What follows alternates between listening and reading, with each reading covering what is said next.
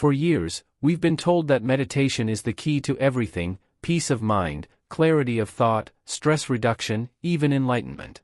It's promoted as a universal remedy, as if simply sitting still with your eyes closed will unlock the deepest truths of existence. And yet, despite the promises and the rising popularity of mindfulness apps, incense-filled studios, and guided meditations on every corner of the internet, many people still walk away from their practice feeling frustrated, restless, or even more confused than before. Why is that? In his signature style, equal parts direct, humorous, and piercingly insightful, Sadhguru once said, "Meditation is not something you do. It is something that happens when the necessary conditions are created." This single sentence dismantles the biggest myth most people believe about meditation, that it's an activity you can simply do, like jogging or washing dishes. According to Sadhguru, meditation is not a technique, it is a consequence. So what exactly are we doing wrong? To understand why meditation doesn't work for everyone, we have to first step back and ask the deeper question. What are we even trying to accomplish with meditation? For some, the goal is to reduce anxiety. For others, it's to escape the relentless overthinking that haunts them throughout the day. Some seek transcendence, while others just want to fall asleep faster at night. But as Sadhguru points out, if you're entering meditation with an agenda, you're already limiting its potential. In the West, meditation has largely been reduced to a stress management tool. It's something we schedule between meetings or sandwich between social media scrolls. But in yogic tradition, meditation was never about calming your nerves, it was about completely dissolving the boundary between yourself and everything else. That's a massive difference. You see, true meditation doesn't start with silence, it starts with inner alignment. And according to Sadhguru, most people today are trying to sit still without first preparing the soil in which meditation can naturally arise. Imagine planting a seed in hard, rocky ground. No matter how often you water it, nothing will grow. In the same way, if your body is tense, your breath is erratic, your emotions are turbulent, and your thoughts are in chaos, then no amount of sitting cross-legged will bring you peace. So instead of forcing silence, Sadhguru teaches the importance of preparing the system, your body, mind, and energy, so that meditation can happen to you. This is where many people fail. They jump directly into meditation techniques without understanding the prerequisites. It's like trying to play a symphony on an instrument that hasn't been tuned. Sadhguru often speaks of 4 dimensions of human existence: the body, the mind, the emotions, and the energies. Meditation, in its truest form, is the flowering that happens when these 4 are harmonized. But if even one of them is neglected, if your body is stiff, if your mind is cluttered, if your energy is blocked, then your meditation may feel like a battle instead of a release. Let's look at this through a common example. Imagine someone who has a stressful job, poor sleep habits, and a diet full of sugar and caffeine. They decide to meditate because their therapist or an app told them it might help. So they sit in silence for 10 minutes, close their eyes, and immediately, the mind starts shouting. Thoughts fly in from all directions. Their back aches. Their knees hurt. Their phone buzzes in the other room. They try to breathe, but the anxiety only gets louder. They open their eyes and think, meditation doesn't work. It's not for me. But Sadhguru would say, the problem isn't the meditation, the problem is the foundation. He often compares the human body to a machine that, if properly maintained, can become a doorway to the divine. But if ignored or mistreated, it becomes a trap. This is why, in yogic science, practices like hatha yoga, pranayama, and inner engineering are essential, not because they are meditative in themselves, but because they prepare you for meditation to occur. It's not about forcing yourself to be still, it's about cultivating stillness from within. Another misconception that Sadhguru frequently addresses is the desire for immediate results. Many people enter meditation with an expectation: I want to feel relaxed in 10 minutes, or I should see light and colors and have visions. And when these things don't happen, they think they're doing it wrong. But as Sadhguru reminds us, expectation is the biggest barrier to meditation. True stillness arises not from control, but from surrender. Not from grasping, but from letting go. He says, if you sit expecting something to happen, you will only struggle. If you sit just to sit, everything happens. This sounds simple, but it's not easy. Because we live in a world that rewards effort, productivity, and control, the idea of just sitting without purpose feels like wasting time. But that's exactly the ego's trap. It wants to achieve stillness instead of becoming it. Sadhguru flips this on its head by reminding us that the deeper purpose of meditation is not to change your life, but to realize you are life, beyond your thoughts, beyond your emotions, beyond the ever-chattering mind.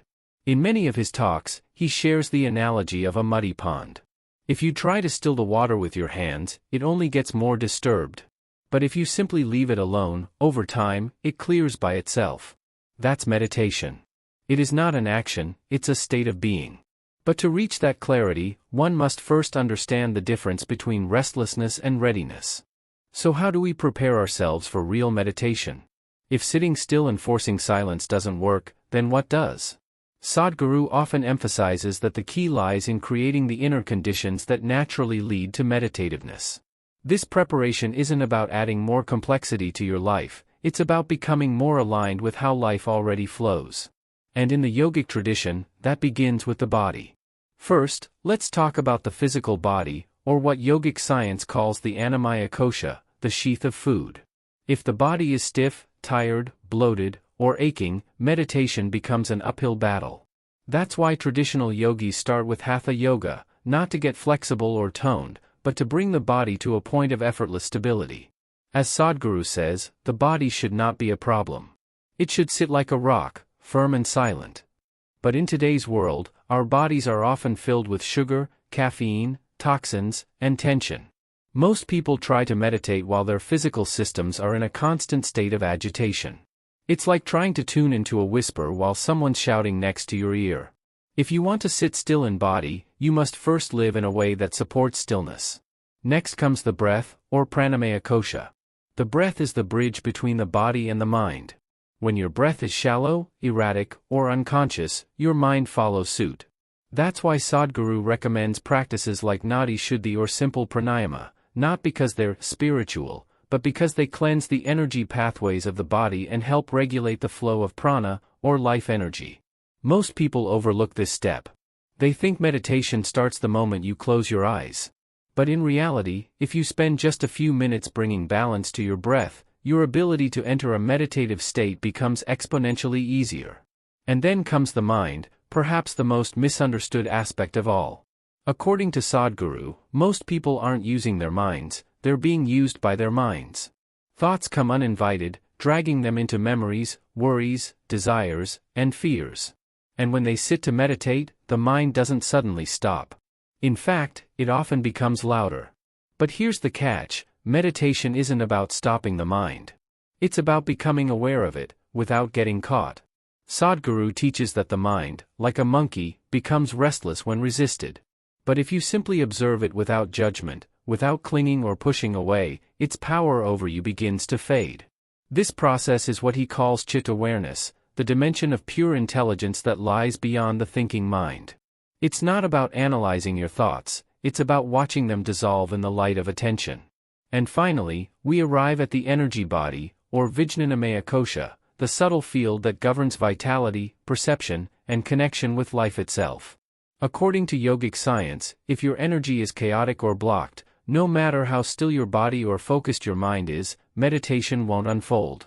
This is where the deeper yogic tools come in, Kriya, Shambhavi, Buddha Shuddhi, practices designed not just to calm you, but to cleanse your energy system and align you with the larger intelligence of the cosmos.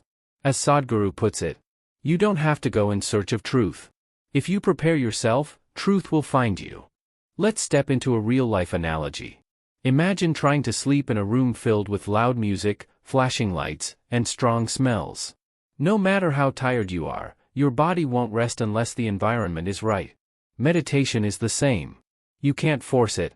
You can only create the right environment, within yourself, and allow it to descend like sleep, naturally, gracefully, and powerfully.